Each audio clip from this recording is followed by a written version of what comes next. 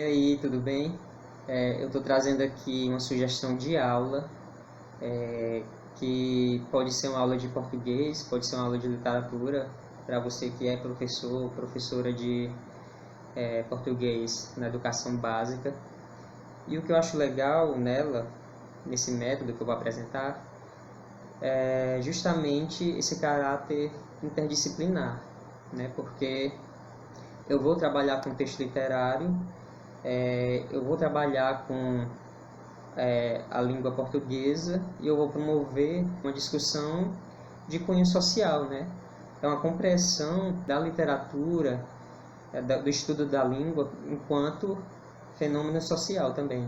Essa aula vai se pautar basicamente na leitura de um texto literário, previamente escolhido pelo professor, e ele vai realizar em sala a leitura com os alunos. Eu acho adequado que seja um conto, uma crônica, gêneros com um formato menor, né, para dar tempo de completar essa leitura e ainda promover atividades após a leitura com os alunos, baseado no que foi lido e discutido em sala. O professor ele vai distribuir uma cópia do texto para cada aluno.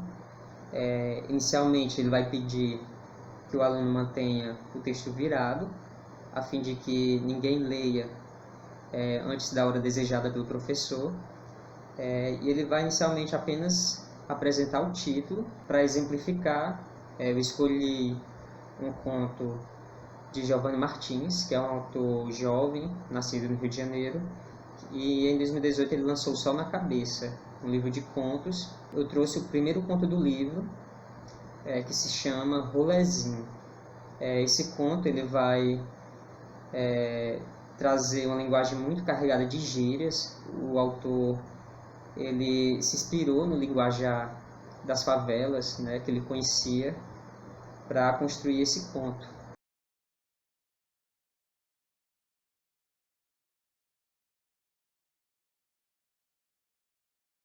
Por ser um texto nesses moldes, a gente pode aproveitar para trazer um debate acerca da língua, né, sobre o preconceito linguístico, como se origina, o porquê, ao mesmo tempo em que se trabalha com texto literário.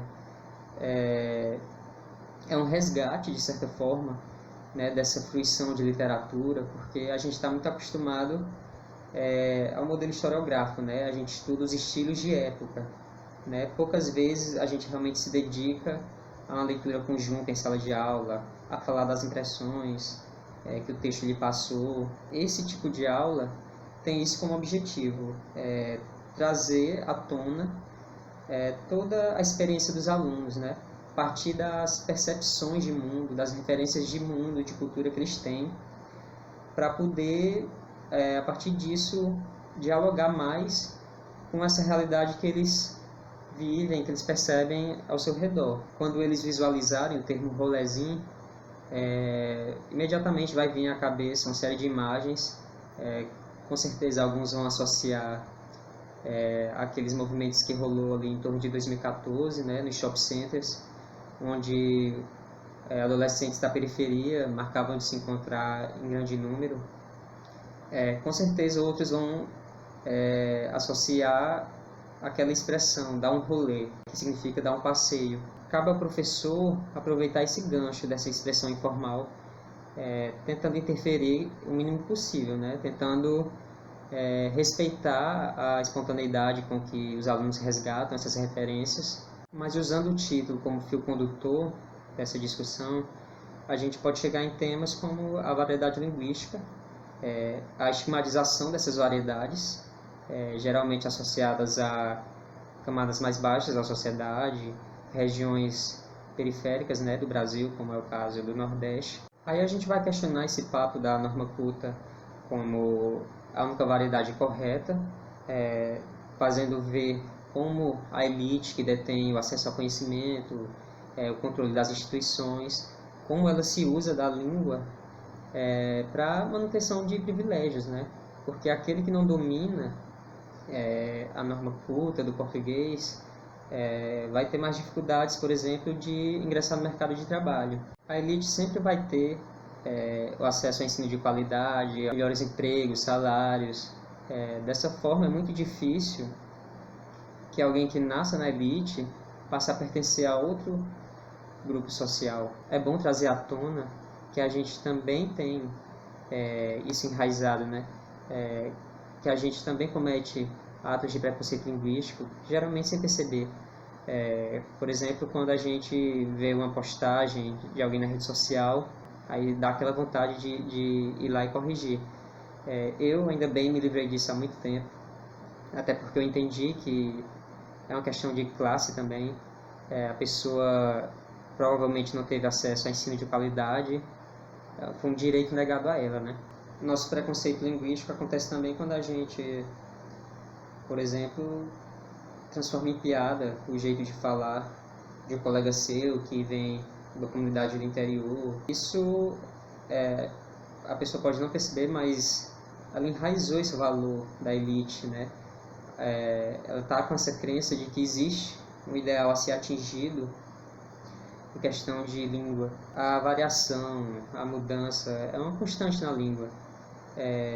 Essas mudanças não alteram o poder semiótico, né? Mas é bom lembrar que eu não vou falar tudo isso, né, em forma de aula expositiva para os alunos.